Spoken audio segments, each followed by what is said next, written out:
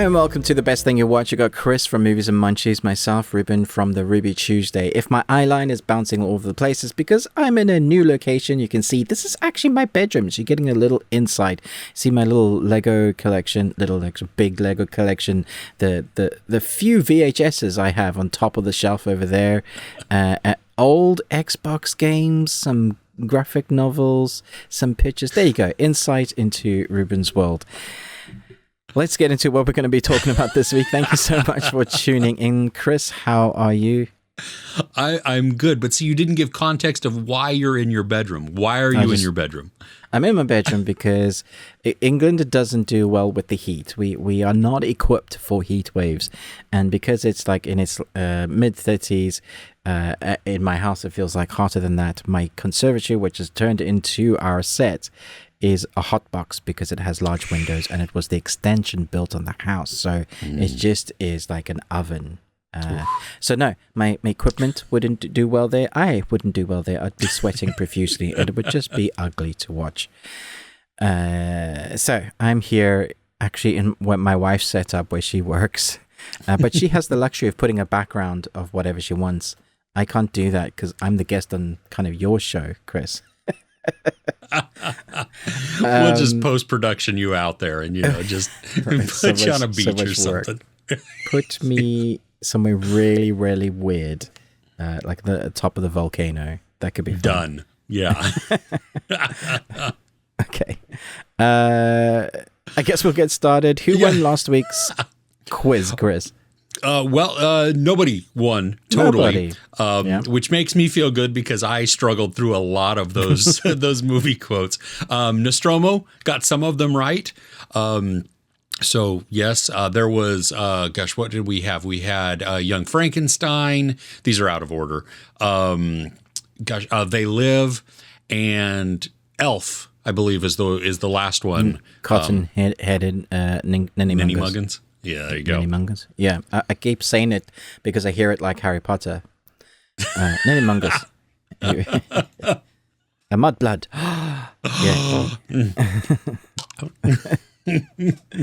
Anyway, so we've cut it down. Well, I've cut it down because there was a comment that said, this is taking forever, skip 6 minutes. So there's only 3 questions, whether Chris can guess them or not. Let us know in the comments down below if you guess them, and we will mention your wonderful names. Very creative names they are sometimes with your YouTube handles. All right, Chris. Okay. I expect you to get all 3 of these. Oh, geez.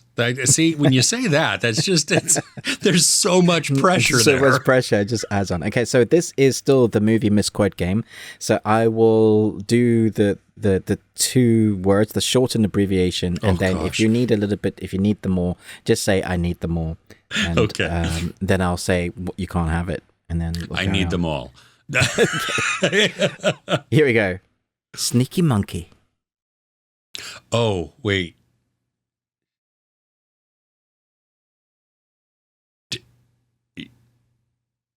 Oh, crap.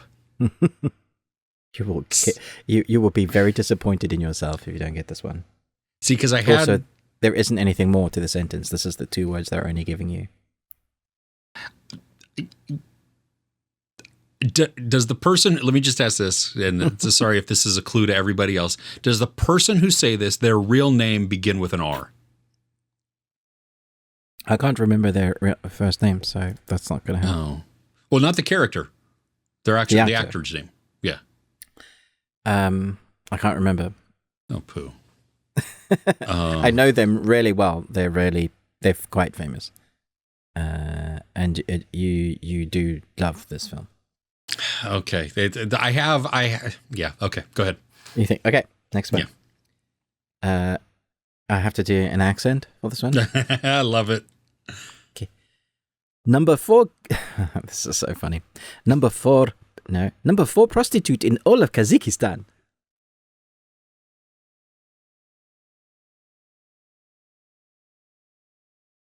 Okay, I'm going to guess at what that one is, but I'll do the full one. Okay. She's my sister. She is number 4 prostitute in all of Kazakhstan. I don't think I've actually. If it's the movie I think it is, I haven't even seen it, but I think I know what it is. You need to watch it. You will laugh your head off. It's terrible, but also cringy and also funny. Okay, third one. Idiot sisters?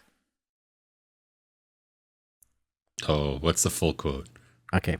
Why? Why was I cursed with such idiot sisters? Oh, I think I know what that one is. Yeah. Okay. Okay. Yeah. Yes. Nice. Nice. All right. So as Ruben said, let us know in the comments if you know all these, if you get them, and we will give you the shout out. If we can, I have a question. Okay. We can. Oh, we can. Well, it's our show. So, I mean, right. Okay.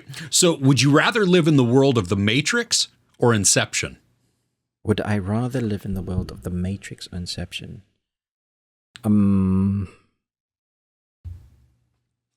Okay, that's a tricky. So Inception has the ability to input an idea into someone's mind and change the outcome of that. But are you asking me whether I would like to do... No, Matrix. Yeah, it's just Matrix. Yeah. And now, yeah, and I'd like to stay in the Matrix. Okay, where you can, where your Ignorance brain tells you bliss. that that's steak. Yeah. Yeah. Ignorance is bliss. Don't take me to where there's no food and there's. Yeah, I'm happy to be a battery as long as I don't know that I'm a battery. True. Well, and the food that then they eat on the ship, that's disgusting. I mean, it looks like nasty oatmeal or something. It's like, what is this? Is it chicken or is it oatmeal? It's like, well, what is chicken? What does oatmeal taste like? Is it your brain? And they'll go through the whole first. I don't care. I know what chicken tastes like and what oatmeal tastes like. It's not the same. Yeah, no. And if chicken appears like oatmeal, I'm sending it back. There's something desperately wrong with that. But also, I would love to play in the Matrix mainframe, like not in the real world, but like download the ability to ride a motorcycle just at expert level.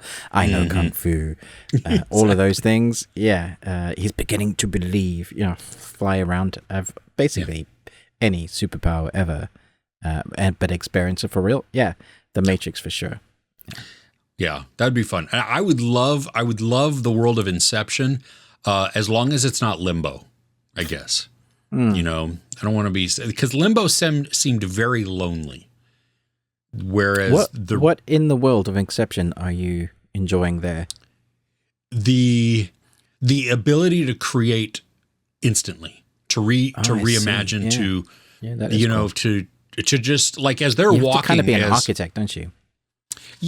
Well, I mean, in one point maybe, but I think also if you just imagine it, like, as they're walking, as Cobb and I can't remember the other character's name, but as they're walking and it becomes like a mirror, and then it's a doorway, and just that type of thing seems really cool. Where if I can think it, it can become.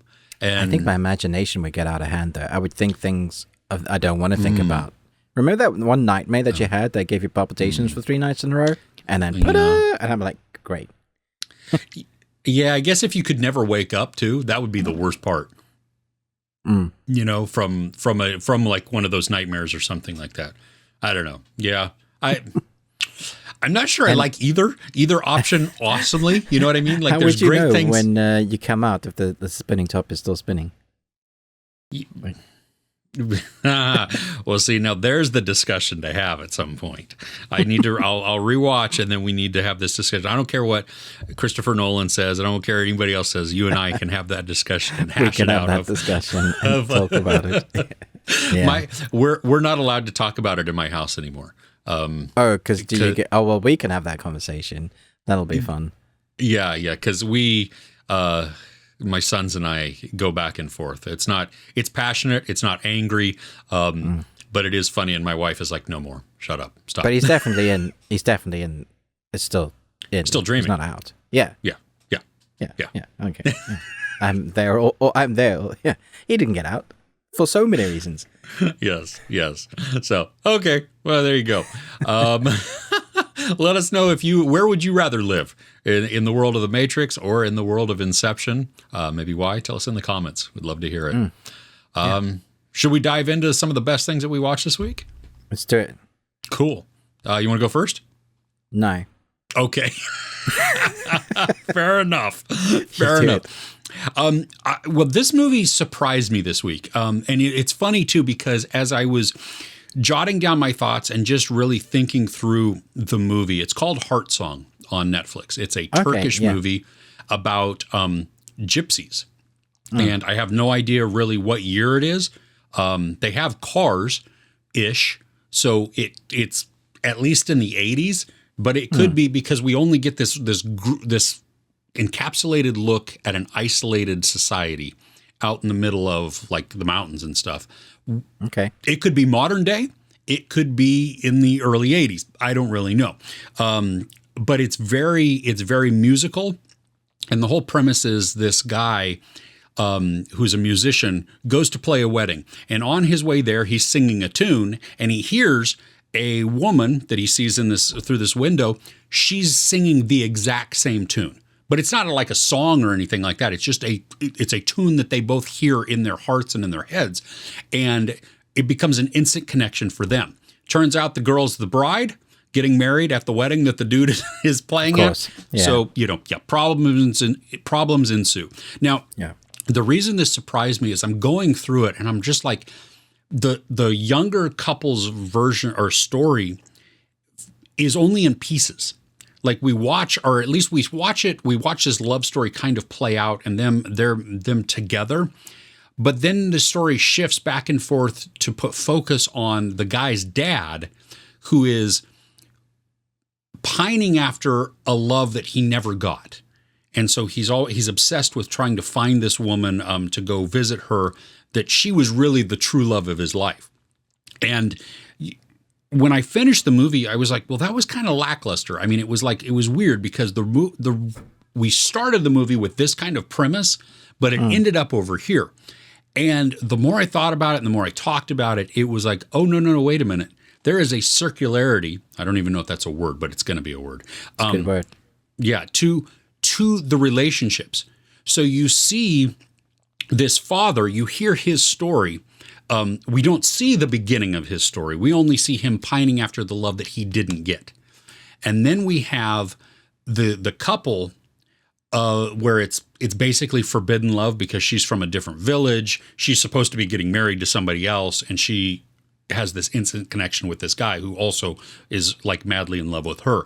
And so you see, which it becomes like their relationship is the beginning, but it's different because they took the risk that the father didn't take or didn't grab that opportunity to have with the love of his life. And so it was the way that it all worked together.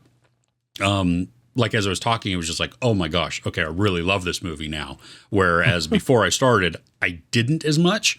The music is really catchy, especially when they do this song that they both have. I mean, it's the music is sparse too. Like it's like a fiddle and maybe some drums or something, maybe a guitar, but it's driving and it just gets in your head. They do some unique shots with it. The cinematography I thought was beautiful. It's called Heartsong. Heartsong. And Turkish. It just came out on Netflix this week. And I've watched several Turkish shows and a couple of movies over the last couple of years. And so when I saw another one was coming, I was like, oh, well, I've been enjoying these. So let me check it out. And no, it was a good surprise. Yeah, especially it's quite short as well. It doesn't outstay its welcome by the looks of it. No, it doesn't. I think if you go in understanding that there's the cyclical nature of the relationships within this, but we don't see a full cycle of any of the relationships. If you understand that and then know that it's not just your typical rom-com, that it has a different flair and stuff like that. I loved it. So the cinematography looks interesting. I was just letting the Netflix kind of reel they do for these shows, and it has wide open vistas, interesting costume design, which I guess is for the specific to the culture, and yeah, it looks like it gives you the presence necessary for where it's set. So places you like kind of in that zone of where you want to be. How long did Yeah. it take you to like lose yourself to it? Well, it was really like I was instantly enamored with the songs. Okay. And even the characters, because they're quirky, and it's a totally different society and culture. I mean, this is a very collective society where it is not about the individual at all. I mean, while individuals have their dreams and their loves and their longings and all of this. I mean, there's group decisions and there's group, like they do things as groups. And so that adds some humor to it. And there's miscommunications, and it's really funny to watch then two different cultures within this movie kind of discuss back and forth and miss things and everything else. But honestly, it didn't click for me as much until after I had watched it and after I had given it some thought. And that's when it really it went from being a movie where I was like, it was okay. I was just kind of disappointed with how things ended because, I'm shown that it's this movie about this young couple, and yet the focus shifts. And that's where my disappointment kind of lie. But then once thinking about it more, it's like, well, no, it was, I still got that. And if I think, I get to see the rest of it and how it can play out because they've taken the chance, and yeah. Yeah. I mean, I looked at it and I often judge books by their cover as I do films, and I thought that doesn't look like my cup of tea. But it actually sounds like it's quite a lot of fun. Yeah. I reviewed all 4 seasons of Netflix's Turkish series that was like superhero, and that progressively got worse. The Protector. The Protector. Yeah. So it was a really interesting premise, and then it just it lost its way. So now when I see Turkish stuff, I normally go, but you've had the opposite. You've obviously found some good stuff.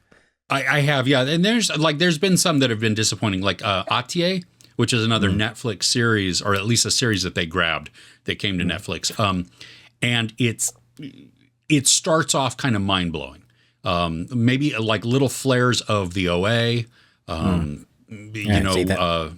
me up. Yeah. Yeah. But it kind of falls apart as it goes along. Like it loses its focus and loses the plot somewhat. And I finished it out because I was hopeful that they were going to bring it around, and they kind of do, but then kind of don't also. And so it's like, okay. Yeah. Nice. Can I move on? Oh yeah, please do. Cool. So I mentioned to you there was this film that I watched this week that I didn't know was going to be as good as it is. I'm not sure it's a Netflix original, although it's as a Netflix trailer, and they're promoting it. So whatever, they bought this film. It was created in South Africa, so that's kind of my homeland. So I was a little bit kind of predisposed to liking some of it anyway, because I was like, sure, I've been there, I've seen that, I know that, I understand the culture. So that all was fine for me. However, it's called Office Invasion. 3 best friends band together to defend their valuable mining company from monstrous aliens looking to plunder and exterminate. And if you think that sounds cheesy and cringy, it is. It's totally does what it sets out to do on the tin or the synopsis. I was trying to explain it to you how I could compare it to it, and I went IT Crowd, World's End from the Cornetto trilogy, and then you give it some of that dry South African humor, but that's also off the wall sometimes that I think will be cultural specific. If you've watched some really bad, cheesy South African films, there's some of that humor in it. If you watch, what did we discuss? So I know there's Hollywood and there's Bollywood, Nollywood. No, yeah, from Nigeria. Yeah, from Nigeria. There's moments where please don't go down that route. There's moments that it teeters on that line. However, it's the 3 friends that come together. One's a security guard, one's the actual engineer from one of the original guys that started the company, basically, and then there's an Indian guy who He's an has accountant, right? yeah, I think so. Or is he? I don't know what he is, but he has to work there for 5 years. And man, I just loved the banter between the three. It could have just been them sitting in the office doing IT crowd stuff, and I would have loved them. Their humor, the way the lines were delivered, the dialogue, all of that was great. And partly because you have that, the dry comedian banter that is quite cheeky, mixed in with this African banter, but also that this is with one guy. He is definitely South African, but he has an American tinge to him. It seems like the schooling, his English is just much better, and there's a different slight accent on that to the other ones. Of course, there's like so many national African languages that there's going to be a really complex culture within that. So you have the three, and then you have the weird storyline of the alien stuff that's going on, and that only really happens like the last 20 minutes of the film. It all builds up to why they're going through the decisions that they make. There's a little bit of a real heart story in there. The one guy who kind of has built the company up, his daughter has got a really bad skin condition. Like it's like for her health, she could be like seriously damaged if she doesn't get this medication. And now the company that is being bought, they no longer want to do healthcare. So there's all these things that you're like, okay, you're rooting for them. It spends a good amount of time. And then you get these three caricatures that are the people that are taking over the company. One's a Russian lady with like the worst Russian accent. Like she has a Russian accent, but you feel like she's putting it on. Yes. One is this South African dude that you feel like he's, the boss in the IT crowd that just is so cringe. It's like him, and his wig is hilarious. Like from the outset, it's like they can't be serious with that guy's hair, right? That's definitely a wig, like 100%. Have you ever watched like news reports with Trump on? No, sorry, I won't go there. And then there is this Jamaican, Haitian, Bayesian mix of an accent, and you're like, this is really heavy-handed. Why are you doing that? So it can get to the point where you're like, I'm not buying those three. It's so cringy until they explain why, and they're like, okay, it's fine. As long as there's a reason for your silliness and it makes sense within the storyline, I'm with you. I wouldn't say that the CG is like great. It's not. It's okay. And there are parts of it I was like, okay. And I see where they cut corners in some of it, but for the most part, the story is fun. You're rooting for the guys, and when you get to the end, it leaves you wanting more. And that I was like, I needed it because I'd watched something that I was like, I hear everybody's saying this is great, but I'm not seeing what they're saying. And so I keep telling everybody now, put this on your list. This is really fun. Yeah. So let me ask you, at what point does the trio really start to get together? Because I started this movie. Yeah, no, they're pretty much there from the beginning. That just showcases their life at the beginning, like individuals. Yeah. But once they sit down at lunch and they start discussing what's happening around the office, and that's kind of when the plan starts to formulate. Okay. So I turned it off right about there then. No, you turned it off, Chris. Yeah, I did. And it wasn't like it. There were parts of it. It's cringy funny. I mean, the woman, I don't even know who she is, HR maybe, talking to the security guards and giving just like the worst motivational speech ever. I'm trying to spin. A beat down. Yeah, just you're trying to spin. You're handing them absolute crap. And you're trying to tell them that it's outstanding, but you can't even do that convincing. So I appreciated a lot of that, and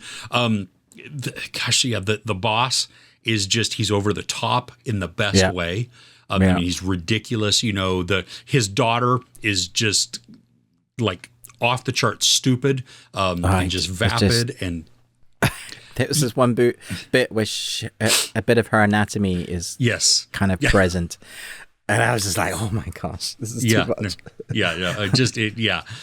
So I can see it in ways of like parodying America in different ways. You know what I mean? Because I'm like, we do that. Hey, look, we put those people on TV. Look at that, and we tout them around as those are important people. Yeah, what was happening, and then maybe it was my mindset or whatever. It was just like, because the movie starts off in a ridiculous sense with what I assume to be an alien invasion or something like that. I don't know why a Russian accented person is in this place, whatever.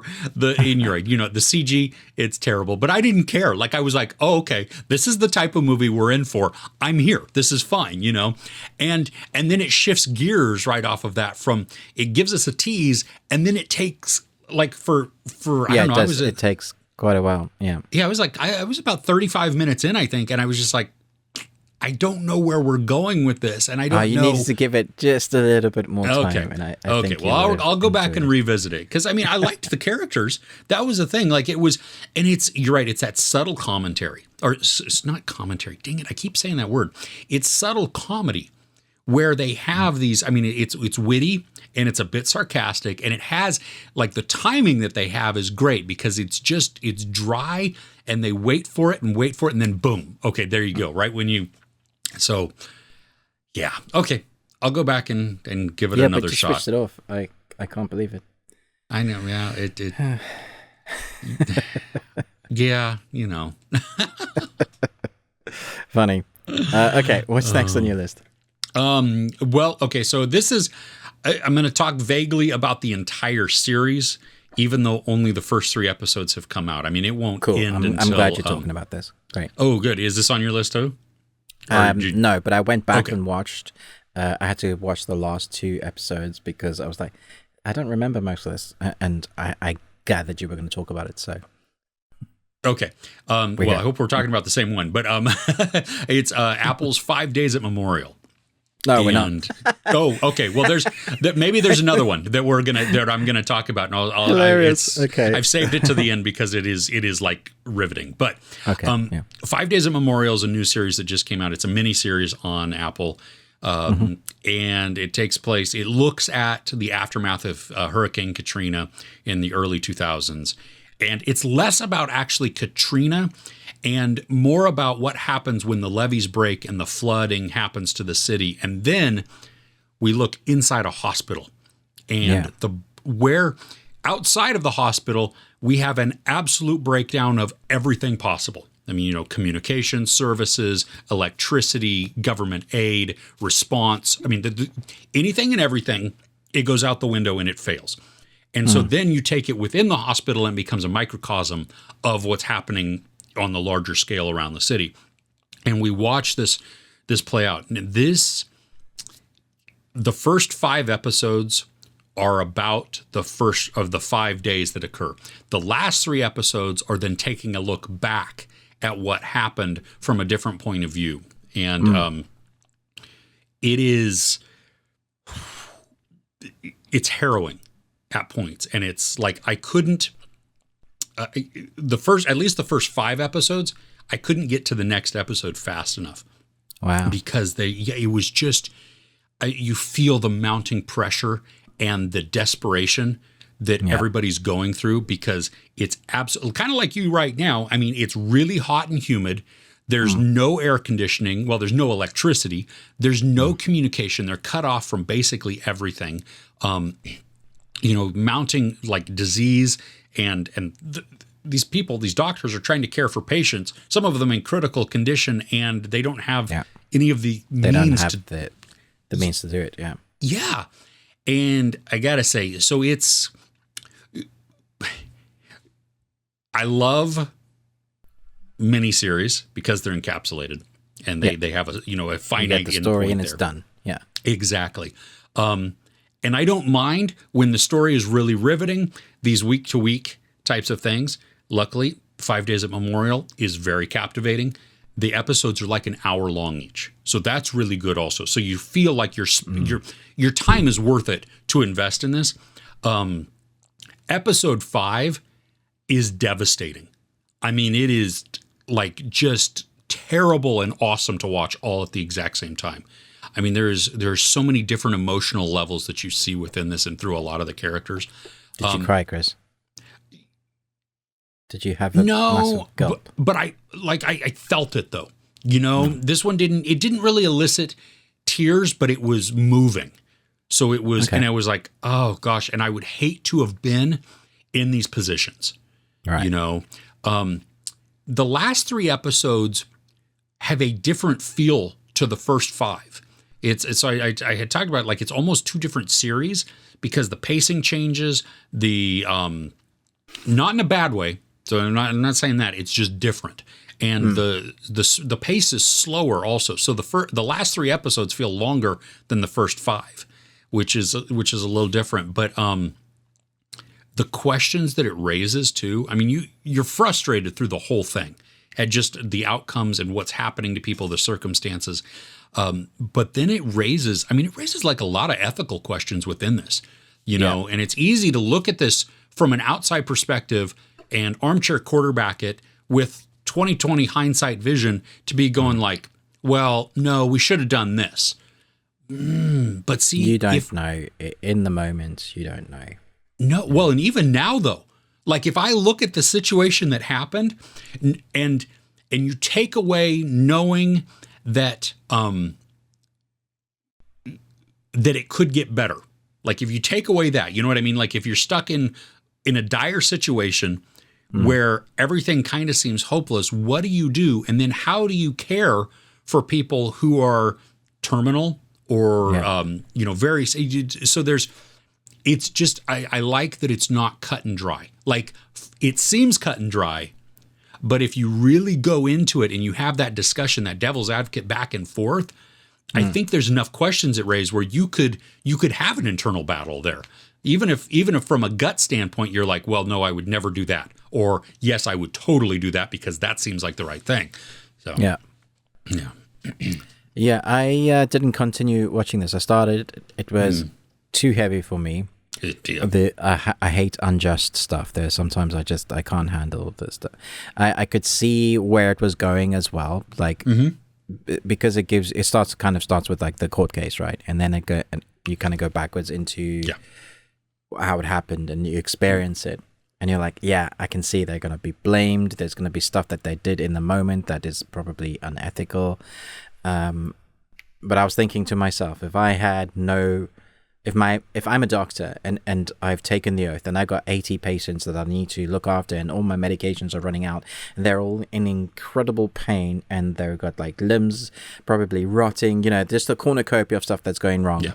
What do you do? What decisions do you make, and how do you make those? And how do you got to live with yourself making those decisions?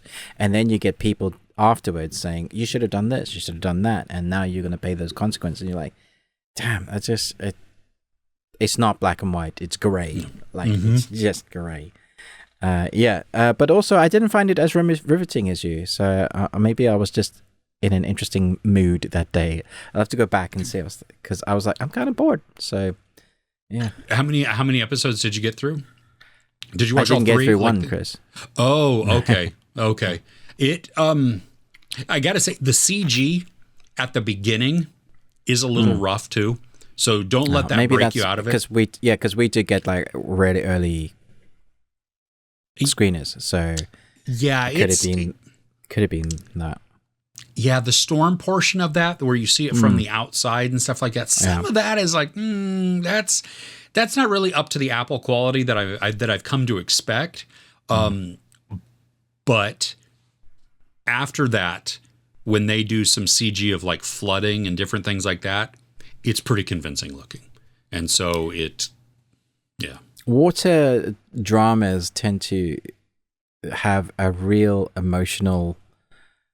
There's like, if you think about stuff that's to do with the water, like Titanic, there's like a real emotionality there because people drowning or them trying to say it's like the body of water, especially if it's the ocean or some, you know, mother nature that's uncontrollable, and then you put people in that, and it's like we're helpless, which I think is it's a very interesting way to go.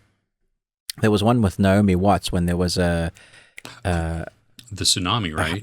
Yeah, tsunami, and I think that's Tom Holland's. Like he's one of the kids, and there was just a devastating moment with her and the kids. And I have ever since then I've been very wary of watching like anything with like water. And so this was on. I was like, oh, Can I handle this right now? I don't know. But it sounds like I need to go back because it sounds like it's really good. It's definitely, it is worth seeing, especially when now I had the luxury of binging the whole thing back to back. So I think this is one where maybe you wait, like if you really want you can carve out the time, wait till episode 5 drops. Watch episodes 1 through 5 all at once, because then you have the events, and then wait a couple weeks and watch the last 3 episodes that I was take a going to look ask back. because if you had to wait between each episode, considering how riveting you thought it was, would that have marred or changed your enjoyment or emotional ride with it? Because you've waited a week, you've probably downgraded some of that ride, and then it kind of reminds you, but you're back in it. And that one episode is great. It's an hour, you're in it, and then you're waiting a week again.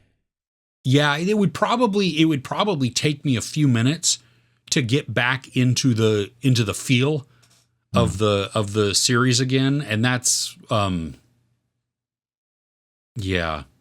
think it would wane a little bit because I didn't have the opportunity to binge it. I do think it's great that Apple released the first 3 episodes, because that really puts you into the crux of of the desperation and just the devastation that's going on. Yeah. So, all right. What else is on your list?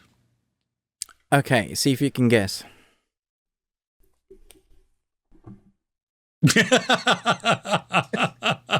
Nope. Nope. I can't guess it. Nope. I finally got to watch Nope. Nice. It's taken so long to come out in the UK, and after our beach day, I tried to convince my wife. She was having none of it. She said nope, and I almost spit coffee out my nose. And in I went, and there was only like 10 people in the cinema, but considering we're having a heat wave, the aircon was on, so I was like in a land of bliss, and I was just like, hey, even if the film is crap, like, this is fine. I can spend 2 hours here in the coolness. Thankfully, it wasn't. And I'd seen the trailers, I'd seen the clips, even though you'd managed to keep away from most of them. And I've we've spoken about it on this already without doing spoilers. I'm going to tell my wife, make sure you put the volume up. Has she gone here? Cool.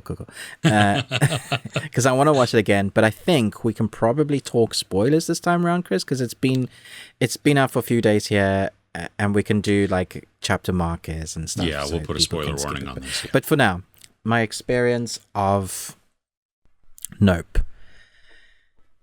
It's not what I expected it to be. Is that a good or a bad thing? It's different. No, fantastic, because the trailer makes it out to be one thing, which is disappointing. I wish they hadn't even shown that bit in the trailer. I think I remember you talking about your wife, and she's like, man. But when I got to it, I thought it was fantastic.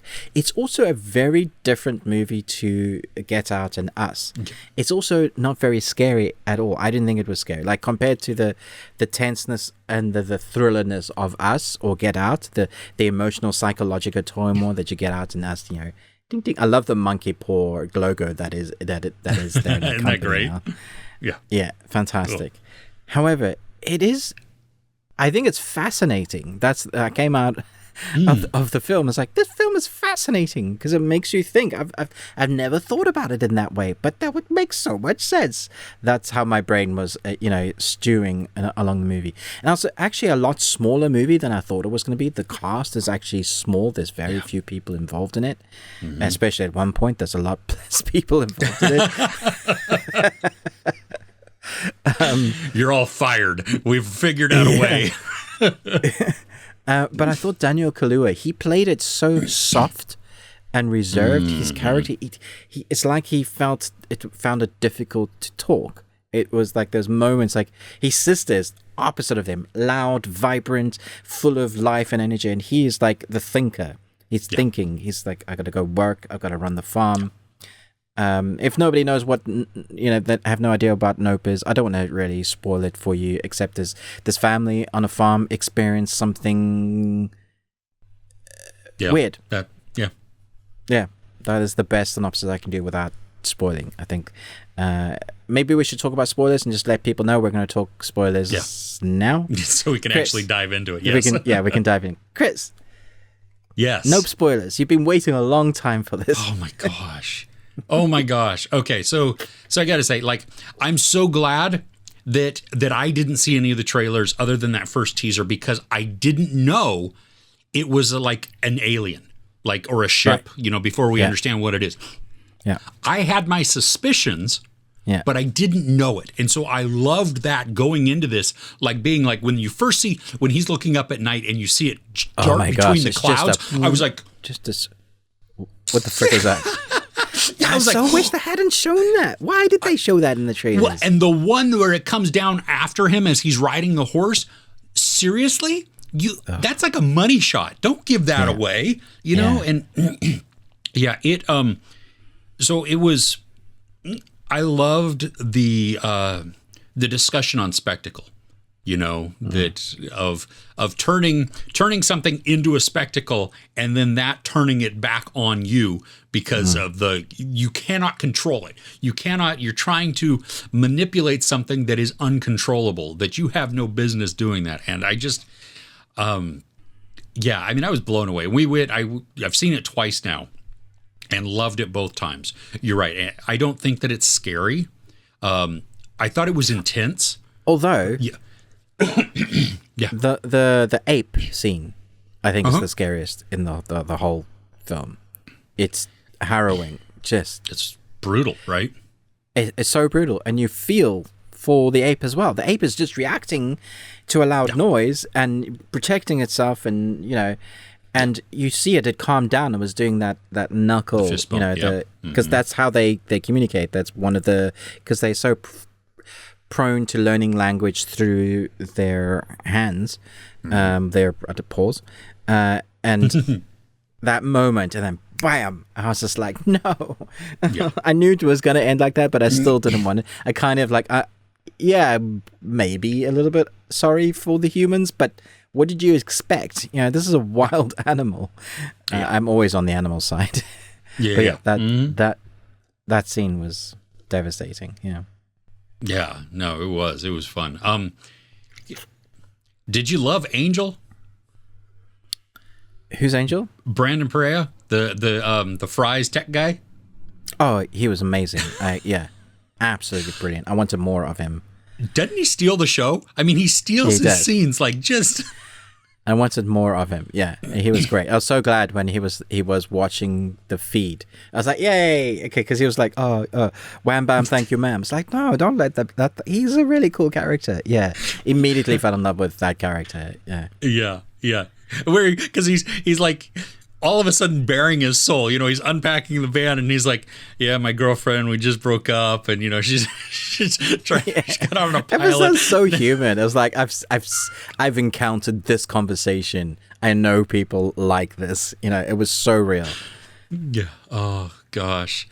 No, I think it was really well done. I mean, I loved also the as we get to the finale before the Akira slide, where Kiki Palmer's Emerald is on the motorcycle and she's racing away from the being, and you have this Western type of theme, but it's also the score just comes in so good. Yeah. Didn't you feel like intensity just building as this is? Like I was like watching a Western. It was basically a Western in that moment. Yeah. Yeah. Oh. Gosh, it was, no, I had a lot of fun with it. I loved the messaging within there. I think there's a lot of layers to it. For sure. I don't know if I'm placing attributes on the film, but there were moments that stuck out to me that I thought, does that mean something else? Like, what's going on? Like, for example, the ape scene, the shoe that stands on end, that just balances like that. Like, what is going on there? And then later on, we see that kid has grown up. He's taken that stuff he tells a story, but it obviously isn't telling the real story, because we don't get at one point that he was actually the kid.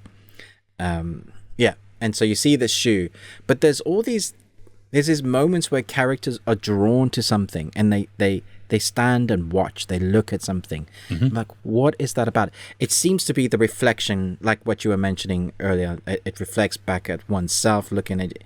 Don't make me do that. The horse was scared of the reflection, all about the eye, the gaze. You could do, I mean, I did an essay in my degree in television and film production on the male gaze, Gaze. And, there's a whole world when they, just about the eye of the beholder.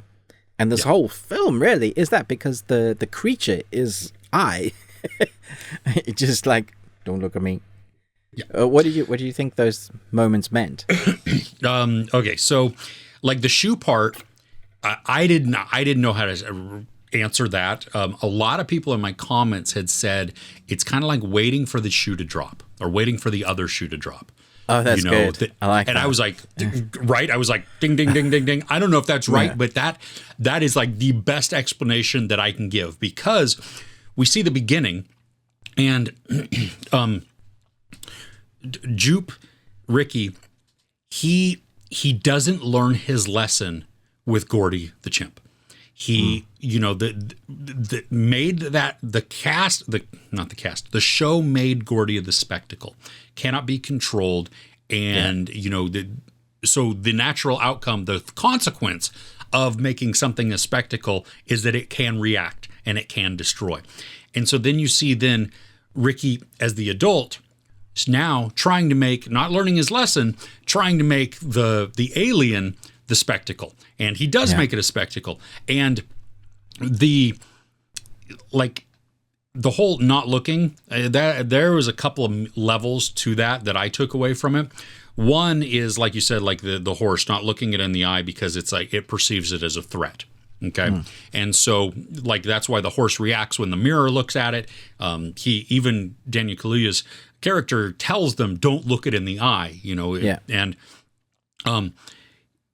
so then you have Stephen Ewan's Ricky looking up at it. And so he's not looking away from it, therefore becoming the spectacle and then reaping what that brings about. Yeah. So when he was with Gordy, his eyes are shielded. I at first I thought he had looked away. I was wrong. He has it shielded there. So he's not looking directly in his eyes, like unguarded. Yeah. You know what I mean? Looking through. Exactly. Like when OJ puts the mask over the horse can still see out. Yeah. But looking in, it can't see exactly where his eyes are looking. You know what I mean? And so it shields that in that way. Well, Ricky doesn't learn his lesson, and then, as I said, reaps that. You also have, though, there is a moment where I think there's more than one, but OJ starts to look up and then looks down, and the way he does it is very reminiscent of a way that it conveys the idea of how a slave would have to shield their eyes, defer their gaze from their master, from their oppressor there. And so I saw it also as that, where it's still a sign of aggression. You know what I mean? So if a slave looks at their oppressor in the eye, then no, we cannot have that, and I'm going to do bad things to you. I might even kill you. And so you have like that constantly there. And even like I liked that Brandon Perea's character, he starts to look up, and then he gets just like the other filmmaker, as he's doing it, he's watching it and he's like drawn into it, but then he gets thrown down the mountain, trapped up all into the tarp and stuff. And then once he realizes that, oh crap, I need to not look. I'm drawn to look, but I need to not. He does get spared, even though he almost gets sucked up just because the little fly dude, is looking up on the ground there. The filmmaker that they got to come and get the Oprah shot. Yeah. Doesn't he have the deepest voice in the world? Well, you know who he is, right? Well, I know him from The Crow. Yeah, exactly. And Robin Hood, Prince of Thieves. Yeah, and Prince of Thieves. Yeah. Yeah. I'm so glad that we get to see him again doing something that's not like that, It was But yeah, he has such the great voice. My goodness. Yeah. I was kind of gutted he died. I wanted to see the film. Well, and you see at one point, the alien spits out his film, and you see the canister open and the rolling down, and so it's like gone. Exposed Whatever he to light. had, Yeah. it's gone. And it's like, dang it. Yeah. Yeah. I loved the bit where he was shouting at the other character to swap over the film reels, because he's so like, where's the film? It's like, do you know how long it takes in the darkness to change over new film reels, especially the amount that he was getting in that can, in amongst while you've been hunted by an alien predator. And it's like, where is it? I'm like, dude, you gotta chill. That takes ages. Okay, one of my favorite scenes, at least one of the first ones that really made me laugh, was the in the stables where where OJ goes out and like the sprinkler's going and the lights are on and he turns it out and he walks away and then it turns back on again, and he's like, and you see that thing there, and I mean, talk about perfect timing. Where it just starts to stand up, and he goes, nope. He's like, nope. That was creepy. I was chilling. I was like, oh, they're just showing it. And then another one comes out the side with its head like this. I was like, okay, dude, you're in trouble. Yeah. I was like, I felt like I was, like I had been gagged. Like it was like a joke on me. Haha, they're not really aliens. Haha. Brilliant, right? Yeah. Because it just turned it on its head. Yeah, it's yeah, and I mean, going back to where we started, where the trailer gives you an impression of the movie that it's going to be. Yeah, and it turns out to be so much more. Yeah, and I think, which we've talked about this before, but that's the danger a lot of the time that we see is these trailers. They set audiences up for a disappointment. Because they market it in one way, and yet that's not really what the heart of the movie is. I mean, the Viking movie we had this year was Northman. Yeah, Northman was a clear example of that. Absolutely, a brilliant movie, right? Yeah. But when you tell audiences it's going to be A and it's not, I mean, of course they're going to come out and they're going to complain about it because that's to be unhappy because they went in thinking, Netflix's Vikings action fest, but with a bigger budget and great AAA stars. Yeah. No, you do get action, but it's not that. Yeah. Yeah. Yeah. Mm-hmm. Anyway. Yep. Yeah, so I love the creature design. When we eventually get to see it, when it's actually, and it's like a floaty squid in the air, like it's the best I can think of analogy. Floaty alien squid. Yeah. There was a moment in me that I thought the praying mantis had been sent by the predator to stop them. I didn't know where it was going to go because, like, what are the chances of that actually?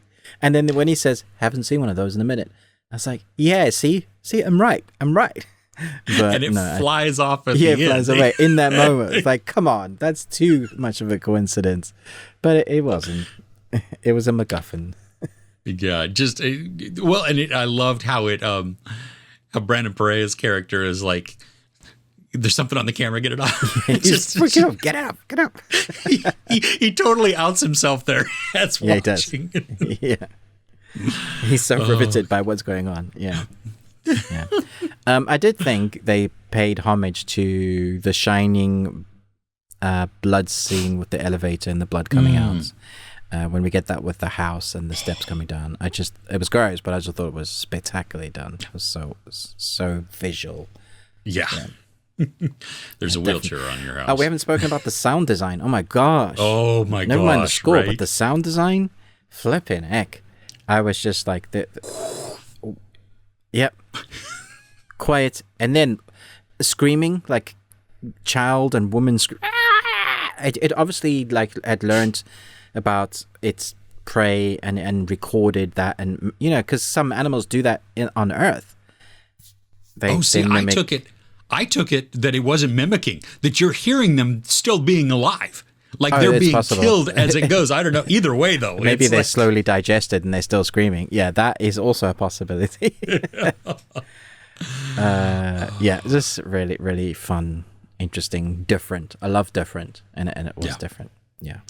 Where do you think where does that fall in the Jordan Peele? Yeah, I was thinking about this trilogy? yesterday. It's impossible because I want to watch it again, but I don't know how often I can rewatch it compared to Get Out. I think I could probably watch more. Us, I think Us has a gimmick that's done. So I've enjoyed it, but I don't know if I'll watch that too soon again. Once I know what the thing is at the end. Sure. Yeah. However, I think the story for Nope is the best. I think the story is the most interesting, the most different. Yeah, it's incredibly hard because they're all different genres almost. Totally. Yeah, absolutely. No, and I like that. I like that that he, some people were calling him like a one-trick pony, and I'm like, no, actually Like, not. what are you seeing? This is different. Yeah. Yeah, this is wildly different, and it's See, I think Nope for me is probably the most rewatchable one. Okay. Like I love Get Out. It's horrifying and disturbing. Just to like, oh gosh, that people are acting this way still. Was that Kahlua again? Yeah. Mm-hmm. Yeah, it was. Yeah. Yeah. I think Us is probably my not my least favorite, but I would put that as probably the least rewatchable one. Like you. Yeah. I mean, it's great. It's none of these are bad. No. Yeah, excellent. Yeah, exactly. I think you have to work really hard though for some of the messaging within Us. Which is not a bad thing either. I mean, I love movies that make me think or make me, have to work a bit for this. But it's just, I do believe that like, it's not just laid out. Like, even some of the other concepts are just like, they're not surface level, even if there's deeper stuff, But, yeah. Nice. Cool. So what's next on your list? Okay. So the one that you thought I was talking about, it ended last week. And holy crap. Paul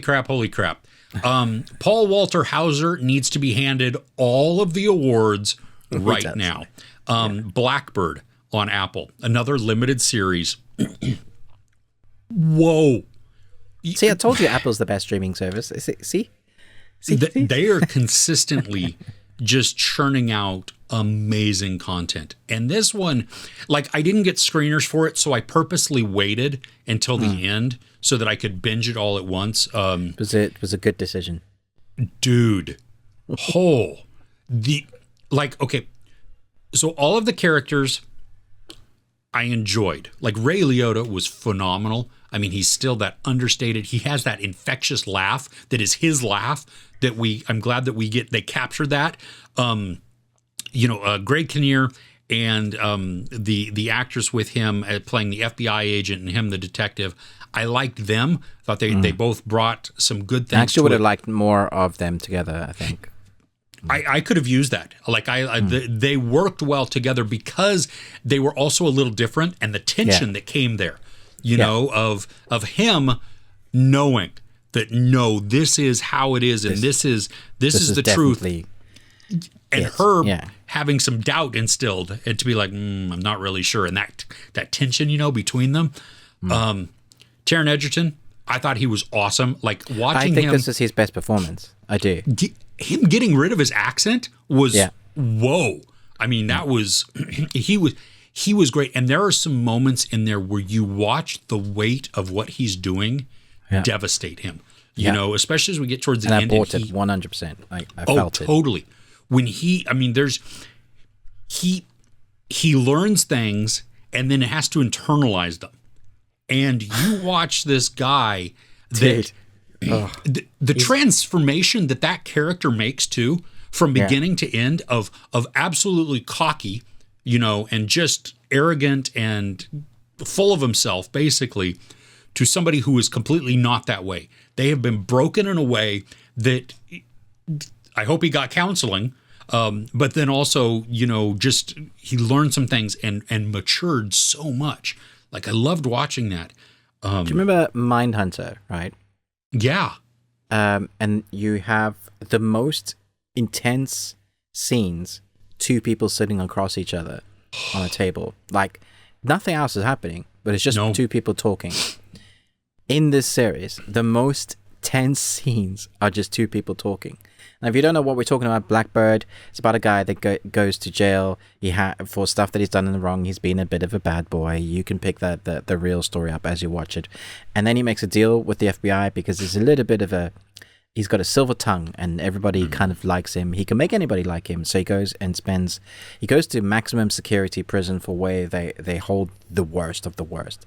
And they need the locations or the truth, the real story from this one person in prison, and he's got to befriend this guy. And so he has this guy that's been out in the world, living his best life, now finds himself, Taron Egerton finds himself in the worst of the worst, from the guards who are despicable to the inmates who are despicable. And man alive, there was this scene, without doing spoilers, when he's sitting on the table to the guy he's trying to get the information out of, who he's befriended, and you'll know the one I'm talking about, and he's whittling away, I think, at like birds or something, and he kind of recounts stuff that he's been going on this journey. The realization on Taron's face from complete horror is shown on his face. Then to hide that, to still to enjoy what he's hearing and the horror of what he's hearing. So he's got to pretend that he's enjoying, but what he's hearing is so horrific. The realization of the stories and stuff and what it means and the implications, and that this person, if he doesn't get the information, might get out and be out there in the world again. Incredible scene, dude. And in a really high, and then my I went gosh. on Yeah. Paul Walter Hauser. So here's the thing. Like, he's kind of the same character, or at least the delivery in a lot of his stuff. Mm-hmm. There are nuances to it. I mean, when he's Stingray in Cobra Kai, I mean, he's got that. I mean, his voice doesn't really change much, which is fine. This one, like, he's over cocky a little bit, he's just full of himself. In Blackbird, holy crap, I don't know what to believe.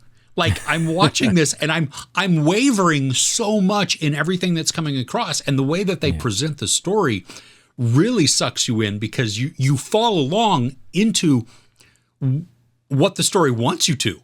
You know, it creates this doubt of like, and sureness too. Like, nope, absolutely, this is no, it's not. But wait, no, it's what the crap, and there is a moment too where in his eyes you see something different. Man, he's talking about something. I think Taron replies with something, and he switches. You see it, like 100%. You see it. It's like, and I was just like, really? And then, no, and it's just the presence of evil seems to just spew out of him, and you're like, dude, like you said at the beginning, hand him all the awards, because those moments, shivers on the back of my neck and my arms. Like, dude. Yeah, this is blown away by this series. I mean, I was hoping I would enjoy it, but I was not prepared for how much I enjoyed it. And it is dark. I mean, it's saddening too at the actual, because this is real people that we're talking about, and oh goodness. But yeah, it's everybody needs to see this. I wasn't completely satisfied with the end, but I think that's because it's reality. Oh, yes. No, I totally agree. Absolutely. There's you want something, and we just you have to kind of you walk away with what you get. Yeah. Exactly. So, yeah. And you're like, okay, but so good, so very good. Goodness. All right. Wow. Okay. What else? What else you got on the list? I want to mention quickly before I talk about the one I actually want to talk about, but A League of Their Own series. Oh, yeah. on Amazon. I've started watching it. I haven't finished it. Okay. What I've seen of it, I loved.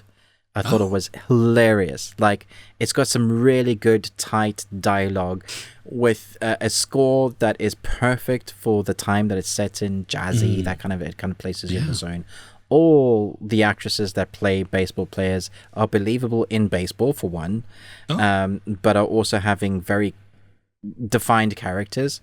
Now, I haven't seen A League of Their Own movie in a long time, so I don't really have that to reflect on. But I know a lot of people had loads of reservations going into this. Like, we don't need this because we've got a great... What I can see what they've done with this is they're really expanding the stories of those characters. So when we get to the baseball moments, we care about it. It's set, during the war when all the men were at war, so they needed to keep up the league. So someone had the great idea of getting women involved, but their idea of woman was woman dressed perfectly, saying the perfect things, being still the housewives, but also playing baseball. But actual sportsmen, the ones that are good at often is not like that in reality. And so what they got, and so it almost derailed like straight off at the bat. I've already seen a lot of bigoted comments. This is woke. I've seen so many women kissing already on screen compared to the original, that never happened. Guaranteed that happened. It's not they're not just showing it for the sake of showing it. They're showing reality, probably what needs to be okay. And the fact that you still have an issue with women kissing on screen shows why we need to show it. Right? It's actually what you're saying in the comments is proving the reason we need it. Because when it's not in the conversation and you're just talking about people in relationships being intimate with each other, then we're good. Anyway, that's Ruben's rant of the day. I think this is very, very well put together. It's acted phenomenally. It's well written. It's tight. Like it's tight scripting and dialogue, which I really appreciate. And it's filmed great. Like the baseball stuff was also really fun to watch. So, oh wow. I'm going to go back and watch the rest. I couldn't give a full review because I hadn't seen it. Sure. Okay, so for the one I actually wanted to talk about, I don't think you got to this. I don't know if you've seen season 2 yet. So, DOTA, Dragon's Blood, Book 3. It's a new animated series based off the DOTA universe. I think we have 2 camps here.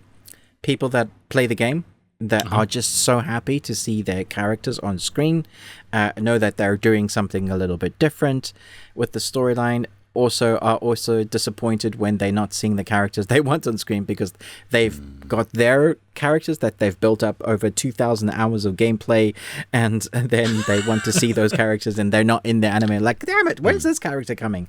I totally get it, but for the most part, from people that play the game, that watch the animation, are really enjoying it.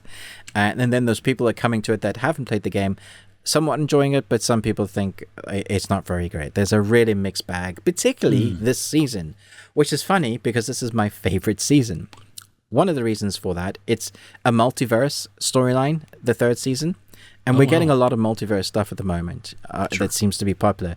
Now, they didn't do multiverse because it's popular. It's because in the DOTA canon, this is actually the story. There is this whole multiverse storyline. So I put that straight out there because I know some of the comments of people like, oh, they're just getting on the bandwagon of what's popular.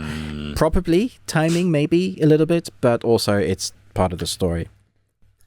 What I didn't expect from this season is, Chris, the first 2 episodes of this season wraps up like a massive arc from seasons 1 and 2. So been building up straight into it. Like there's almost no story. It's just action, 2. And I was like, whoa, this is rushing. Just go, what are they going to do with the rest? And then episode 3 to 8, multiverse. And so it's there's this thing that happens at the end of episode 2 that makes the multiverse story start. And then once you get to the 8th episode, you're not sure which world you like more. And which characters you like more. They're the same characters, but they're different. And that puts a spin on it. I loved that idea. I thought that was really clever.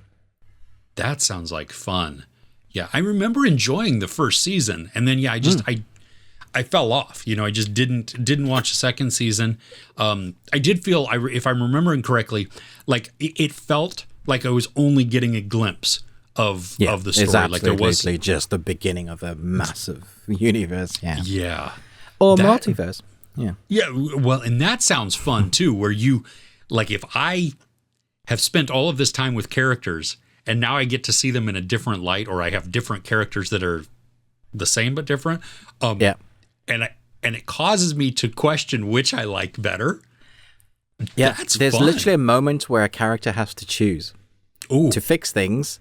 You know, like Spider-Man, right? Yeah. To fix things, something, you've got to give up something. It's that. I'm like, I don't know what I would choose in that moment. Dang. Yeah.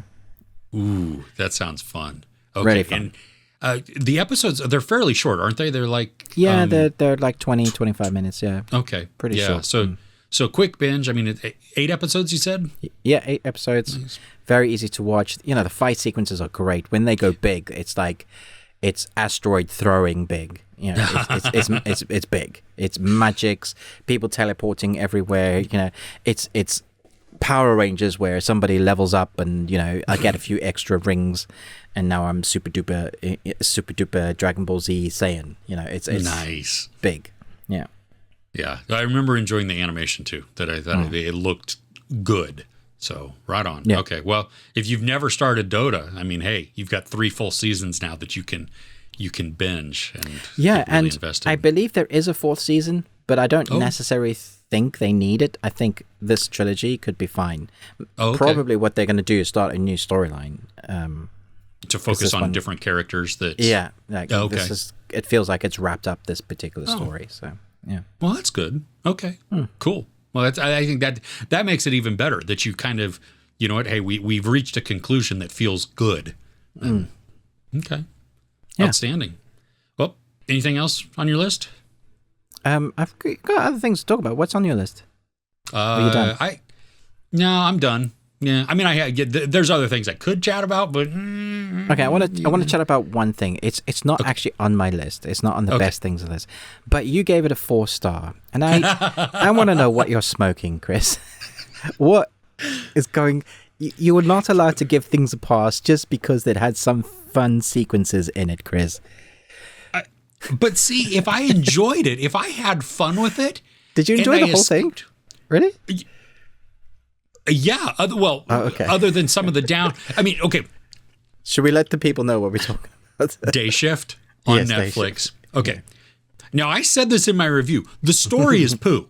Okay. The story is thin. It is predictable, and it's the villains are uninteresting. Like, I don't even care what their impetus is because we're not really given any of that. I mean, I said, you know, the Pinky and the Brain trying to take over the world. That's basically what it is, you know? Yeah. But Dave Franco, Jamie Foxx together, separate even. Absolutely. I give that to you. Yeah. I had a lot of fun with that. I thought the action pieces were outstanding. I mean, I loved the camera work, where you and the horrifying body movements that some of these vampires make. The first fight was phenomenal. Like, that was so good. But Chris, there's so many buts. The lore is all over the place. Like, they establish some stuff and then they're just like, meh. Well, what? Because I thought they stuck to all of the things that they establish. Okay, well, let's just go to like the logic things of the first fight that he does. Right, he's fighting. Yes. This woman. It's during the day. He's fighting her in the lounge. There's a curtain there. What do you do? But with curtains? It's still pretty dark in that room. Yeah, but if he'd opened the curtains, she would have been burning from fire. Like, the whole time he's just using, like, that's the first thing as a vampire hunter I would do, is open the curtains. Like, that's okay, well, that's sure. Just yeah, classic vampire stuff. But then it's like they have different levels of the fire. The daylight hurts me sometimes, and then daylight, I know they're like, some of them have skin products, and she's developing something that is gonna allow them to be out. But later on, we have Snoop Dogg with ultraviolet weapons. Like, he just did the little hold down the why isn't that on all the time on your torch? If that's I didn't understand that either. Yeah. Yeah, like they also, how And okay, I'm gonna go into spoilers. No, it's fine. I won't go into spoilers. There were just so many moments. I just like no. No, huh? Oh my gosh. Okay. I just didn't buy it. I didn't believe it. The house fight. Well, I mean, you have to suspend disbelief here on massive levels. But I mean, it is a vampire film. Yeah. Right. But the house fight where Dave Franco, Jamie Foxx, and the two brothers. That is the best scene in the movie, for sure. I literally laughed out loud when first off, the brothers refer to each other as bro, all the time. And it's just, it's cringing. It's terrible. And I loved it. But then the way that they pass ammunition back and forth, I thought was really great until we get to the one point. And my son was watching it with me. Before you say the one part that I think you're going to say, let me put into perspective. The man that's doing this is Scott Adkins. If anyone can do it, he can. The guy's a legendary master in martial arts and action films. Okay, go. I like that there was a realism that they run out of ammunition. Okay, yeah. I appreciated that as they're firing things, and so they run out different times, and they exchange clips in unique ways and everything like that, and they switch off weapons, and a lot of fun, a lot of carnage, just everything's going on. There is one point though where he is out of ammunition, and he's like, bro, give me a round. Yeah, bro, give me a round. Bro. And the way that he passes a single bullet from one bro to the next is the most ridiculous thing I've ever seen. I mean, it absolutely would work though. Totally. I mean, last week, at least as of this recording, last week Carter came out on Netflix, and that is off the charts, balls to the wall, just extreme and insane action, which most of it is highly unbelievable, and yet I was still riveted. Yeah. This also, I mean, when this happened, when they passed that bullet, I mean, this surpassed moments in Carter, where it was just like, come on, and I'm loving it. I mean, we laughed out loud at the ridiculousness that it was there, and you're like, dude, you went for it. You know what I mean? Somebody actually thought, what if we did this? And then they did it. It just I love Scott Adkins in anything, and the way he did I guarantee he probably choreographed that whole scene that with the martial arts and the shooting. I do want to talk about the bullets. I don't understand. When did they establish? They established later that Snoop's bullets are, well, he mentioned, silver tipped. Why are they killing each other with silver tipped bullets? So I guess silver tipped bullets hurt vampires, but it seems like they're shooting each other earlier in the early parts of the movie just with normal bullets. It's like, why? It doesn't seem like that would be hurting them. Why is that? No, it was wood and something else. The bullets Jamie Foxx was filling up his bullets with little pellets, and then he was putting in. Well, even outside of the shotgun shells, even the bullet themselves was made out of wood and something else. I must have missed that. They focused on it, and he even made a mention of it, but I don't remember what the metal type was, but it was something like that. Okay. I was just like, why are they getting hurt from bullets? It seemed like normal bullets. I was like, okay, so the vampires are super strong. They're super fast. Why don't they use their speed? I don't get it. Are some vampires fast and some vampires not fast? I think your younger ones, the juvies that they called them, haven't discovered how to use that. You know what I mean? They're just they're just starting out, and so they're they're just not able to harness their skill yet. I think I've figured out what irritated me. The moments that worked for me in this film was when they weren't taking themselves seriously. When Dave Franco and Jamie Foxx were bantering together, they were the best. I think there were moments with Jamie Foxx's character where the film was being serious. And it's like, I don't think this film needs to be serious. There's Snoop Dogg holding a Gatling gun. This is not a serious film.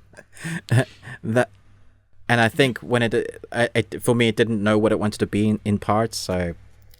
No, maybe I totally need to go back and watch it again and understand what it is, because the audience scores are like 86% and the critic scores are like 42%. I'm like, I don't want to agree with the critics. I never agree with the critics. Yeah, this one is where I'm at with the audience, because it was, I mean, I do believe the weakest portions of the film are when the action isn't going on, when they're trying to be more serious and there's not the witty comedy within there. Because I just really wasn't I'm caring not there for that. very much. Yeah. No. And the whole, I know that you have to have the bad guy and that they have to do something. Okay, so you've got this little MacGuffin there that even though it doesn't come until the end. Character reactions I just didn't believe, like the daughter being suddenly she's aware that she's in a car chase, but before that she's playing Mario Kart and she goes down like a massive hill and she's like, wee, like seriously, she doesn't know she's going down that. Okay, fine, we'll give her that one. And then later someone pulls out the gun, she goes and kind of bends down, but I was like, has she been in a gun chase before? Is this the norm for her? It was such a weird reaction. I did. There were moments like that with other characters that I didn't get. Also, he's an adamant vampire hunter that like thinks they're all evil. He's going to kill them all. But somehow, when his friend becomes something, I guess we're getting to spoilers now. Somehow, when he encounters certain other vampires, he befriends them. I was like, that changed very quickly. Like, he went from, I trust you, even though you say, I know what you are, but I trust you. There's never, ever been any good vampires, but now I trust you. I think because, he doesn't go, when he talks with one of them, he doesn't go in believing them, right? Or even thinking good things. I mean, he goes in because he's pissed. And he goes in because he wants to kill. And then as their interactions are happening, he has an opportunity to hear some. And so that's what I took, that's where his shift happens a little bit, especially because he already has this heart moment with another character that that you see it affects him, even though there's not a lot of buildup and not a lot of establishing things. But I think it just showed that his character has somewhat of a heart, that he is affected by certain things, and that I kind of looked at him like as an everyman. He's just put into an extreme situation because he's trying to get this money in a very short period of time, and so he's willing to overlook things. He's willing to take more risks or anything else because he has this one goal. Normally, he wouldn't be that way. Normally, he would be very calculated, very, Yeah. I can see that. I think I also would have liked Jamie Foxx to be not Jamie Foxx. Like, I've seen him be a similar character for quite a few films. There was that one Netflix film. He seemed like a very similar character to this. The one with I see the power? Jamie Foxx. Yeah, I see Jamie Foxx, not the actor he's portraying, if that makes sense. Yeah. Like so I could see Jamie Foxx as the dad for sure. He's Jamie Foxx the dad, Jamie Foxx the vampire hunter. Yeah. But I was just hoping for something different. You've seen him play the jazz player. Ray. Yeah, Ray. Phenomenal. Yeah. Different. It's not that movie, but maybe I was expecting too much from this movie. I went in with different expectations. That could be, and I could see how that would change. I mean, because if you go in thinking that this is a anything other than just a mindless action comedy, that happens to have vampires, then it can be disappointing. And think about too, like going back to your comment about Jamie Foxx, like you seeing Jamie Foxx in the role, that was the same with Dave Franco, with Snoop. Yeah. With all of them, I didn't absolutely. actually see characters, Yeah. So I get that. Yeah, that's interesting. Okay. It's not Blade. It's not like Blade with witty humor. No. This is forgettable. Although that's still funny. Well, sure. I don't know. I mean, to go back to your original question, why, I gave this 4 out of 5 stars. What in the world was going on with me? Chris? Yeah, and because it was just fun. That's really what it was. You know what I mean? Like, this is not perfect. This actually has a lot of things wrong with it, but yet I had a blast while I was watching it. And that's Yeah, I mean, that's what it comes down to at the end of the day. If you enjoyed it, then it just depends on how much you enjoyed it. Yeah. Well, I watch this again, not often. I can see myself putting it on every now and then as a casual watch. You know what I mean? Like I can then look up and go, oh, okay, I love this action scene. On and skip to the action scenes. I think. Yeah. I could enjoy that. That's quite fun. Mm-hmm. I actually think this would have been a good TV series. Oh, yeah. That could, and I could see them doing like a little spinoff. Which that might be fun. A little limited series or something. Up the law that there's this whole, what do they call it? The office area. The union. The union, yeah. They've said that exists around the world, so you totally could. Yeah. I'd watch it if Franco's in it. Totally. Because he was great. Yeah. Yes. Oh, okay. Right. So, spoilers. Yeah. See, it just suddenly pops into my mind. Yeah. Dude is an office dude all round, right? Yes. Knew nothing about guns or anything. Yes. Something happens to him, then he knows martial arts and parkour like the best in the world. What? Well, he's got super strength now. That doesn't matter how strong you are. He was like martial arting and running up the walls and... Yeah, well, I don't know. Maybe the way I accounted for is he got bitten by somebody that knew that, and so maybe that imparted the information through the bloodline. I guess that's how we explain that. I'll go with that. Do we need to explain things like that in movies like this? I don't know. Probably not. No. Probably not. It's okay. Grumpy Ruben's going away now. Well, at some point, give it another watch with a different mindset, knowing that it's like not campy B movie, but it's just action comedy that's mindless and you know what I mean. And you're watching it because you want some laughs and you want some just crazy moves. Yeah. There you go. Did you want to talk about Fall at all? We can, yeah, dude. I don't like the ending. That's all I wanted to talk about. The resolution of it, of how it. Yeah, okay. It's like we built up, the audience earns the movie, and then they don't show us the fruition. And I just thought that was cheap. Yeah. Well, and that's how the beginning is too. Yeah, true.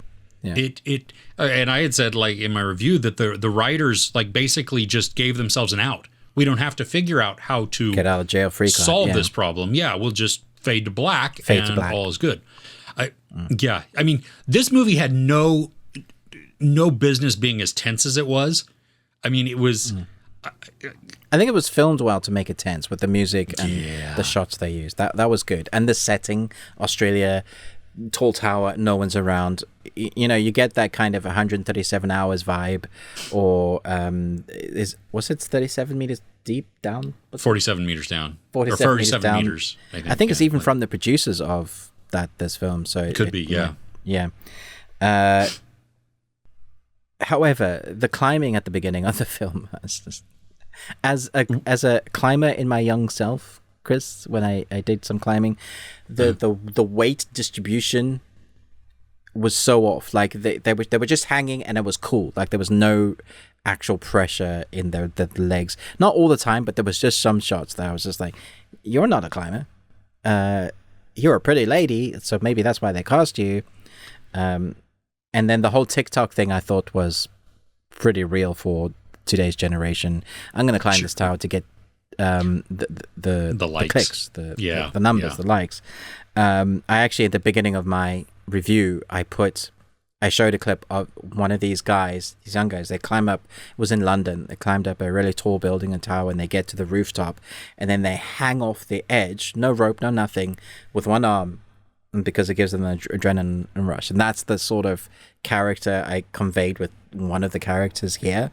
But when I walking up to a rusty tower, that is no part of me says that's a good idea. I was like, you seem like smart ladies, but now I don't think you are, because your logic brain should say, even if it's like, I'm conquering fear, go conquer fear on a mountain with some ropes, not this thing.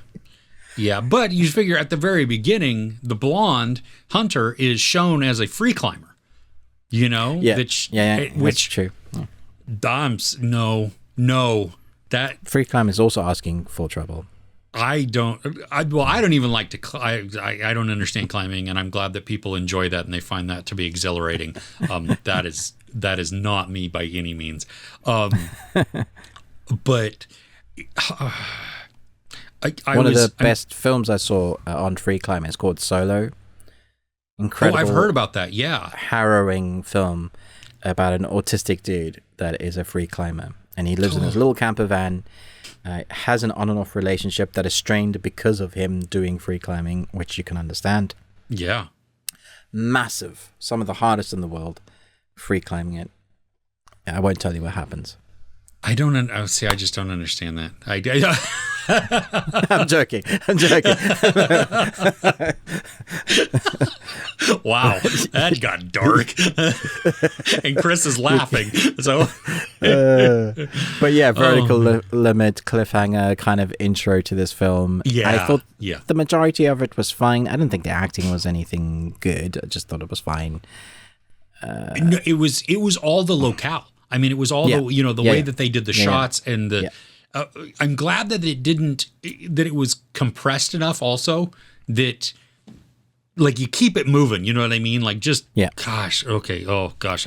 I was literally, I found myself like crunched in a little bit and my palms were truly sweaty as I'm watching, and it made me laugh at myself because I'm like, seriously, I thought this was just going to be a stupid movie, and here I am like, you see, but that's what makes the ending so much worse. Oh my gosh.